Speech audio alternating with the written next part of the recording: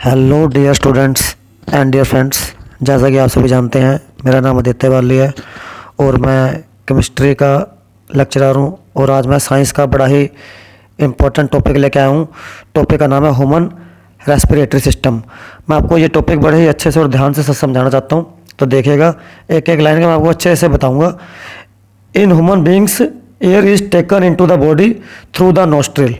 Human body में आप जैसे कि डायग्राम में देख सकते हैं, जो एयर है या ऑक्सीजन है वो नोस्ट्रिल के थ्रू जाती है। आप देख सकते हैं डायग्राम में सबसे पहले नेसल पैसेज दे रखा है। जो एयर हमारी बॉडी में एंट्री लेगी वो नोस्ट्रिल के थ्रू एंट्री लेगी। ओके, इसके बाद आगे बढ़ते हैं और समझते हैं। The air passing through the nostrils is filtered by fine hairs that line the passage. आप सभी ने कभी गौर किया होगा कि हम सब के नाक में कुछ बाल होते हैं। वो बाल क्या करते हैं, जो हमारी एयर, जो हमारे बॉडी में एयर जाती है, उस वो बाल क्या करते हैं, उस एयर को फिल्टर करते हैं। उस एयर को क्या करते हैं, फिल्टर भी करने का काम करते हैं। उसे बोलते हैं पैसेज लाइन। वो जो नाक के अंदर बाल होते हैं उसे क्या बोलते हैं, पैसेज लाइन। आगे सुनिए। The passage is also lined with mucus which help in this. वो जो पैसेज होता है नाक में, जो बाल और उसके अंदर का पैसेज होता है, वो किससे जुड़ रखा होता है, म्यूकस से जुड़ रखा होता है। ठीक है जी। From here the air passes through throat and into the lungs. इसके बाद एयर कहाँ जाती है, इसके बाद जो एयर है थ्रोट में से होते हुए, थ्रोट यानी कि लंग्स में से, थ्रोट यानी कि गले में से होते हुए, नाक में से म्यूकस से जुड़ रखी थी वो लाइनिंग, उसके बाद गले से होते हुए एयर कहाँ जाएगी, लंग्स में जाएगी। आप देख सकते हैं एयर सीधा कहाँ जा रही है, लंग्स में जा रही है। ओके जी। These ensure that air passage does not collapse। इस बात का ध्यान रखा जाता है कि जो एयर पैसेज हो रही है, जो एयर पास हो रही है, वो आपस में स्ट्राइक ना करे। जो एयर पैसेज हो रही है वो आपस में स्ट्राइक ना करे, वो धीरे धीरे और आसानी से जाते रहे। कहीं ऐसा ना हो बहुत तेज़ी से एयर जा रही है बॉडी के अंदर या बॉडी से बहुत तेज़ी से बाहर आ रही है। तो ये जो प्रोसेस है एक नॉर्मल स्पीड में होता है। ठीक है जी। तो आगे बढ़ते हैं। Within the lungs, the passage divides into smaller and smaller tubes, which finally terminate into balloon-like structure, which are called alveoli। इसमें बताया गया है जो लंग्स में आप देख सकते हैं डायग्राम में साफ देख रहे हैं, छोटे छोटे से ट्यूब्यूल सा स्ट्रक्चर है।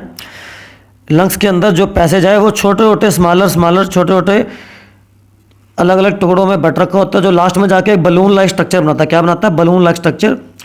इसको बॉडी के अंदर तो ये छोटा सा होता है बलून लाइक स्ट्रक्चर, लेकिन इसको साइड में डायग्राम के साइड में देखिए एक डायग्राम बना रखा है। और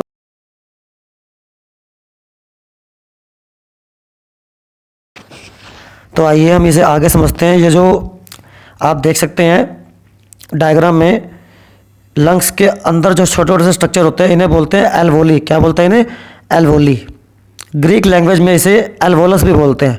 अगर तो बहुत सारे बोल लेंगे, बहुत सारों की फॉर्म में बोलते हैं एल्वोली, लेकिन अगर सिंगल होगा तो उसे बोलेंगे एल्वोलस। तो जो एल्वोली होता है इसके बारे में थोड़ी मैं आपको जानकारी देना चाहता हूँ। Alveoli provide a surface where the exchange of gases takes place. Alveoli क्या करते हैं कि हमारे को सरफेस देती है जिससे गैसेज का एक्सचेंज हो सके। The walls of alveoli have an extensive network of blood vessels. जो एल्वोली की जो वाल्स होती हैं, दीवारें होती हैं, उसके अंदर की स्किन जो होती है एल्वोली के, उसमें बहुत सारी ब्लड वेसल्स होती हैं। उसमें बहुत सारी क्या होती हैं, ब्लड वेसल का पूरा एक नेटवर्क होता है।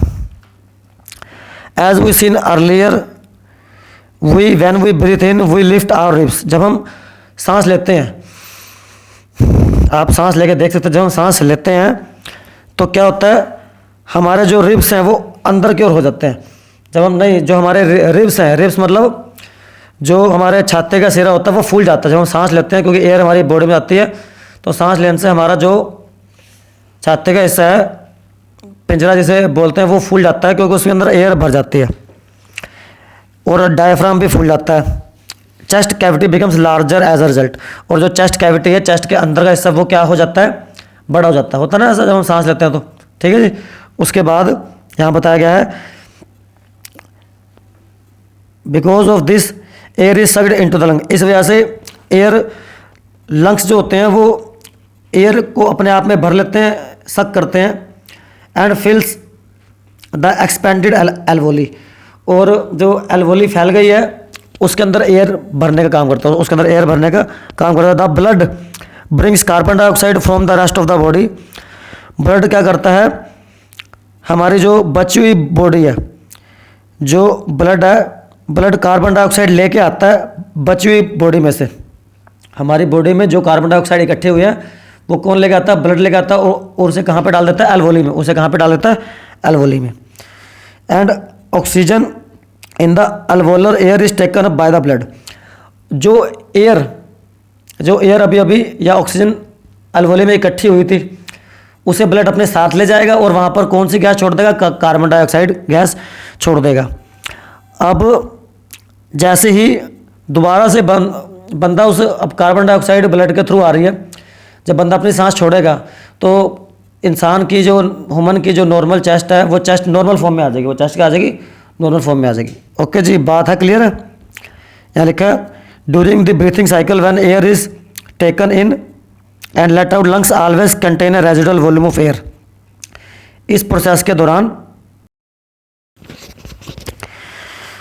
During the breathing cycle when taken in and let out the lungs always contain a residual volume of air so that there is sufficient time for the oxygen to absorb and for the carbon dioxide to release.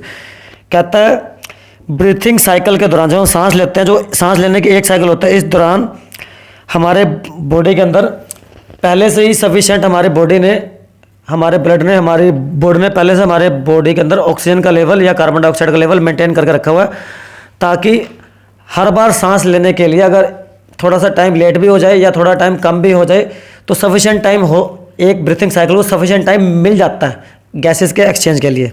तो आज के लिए इतना ही। I hope बालिस academy में आपको human respiratory system समझकर अच्छा लगा होगा।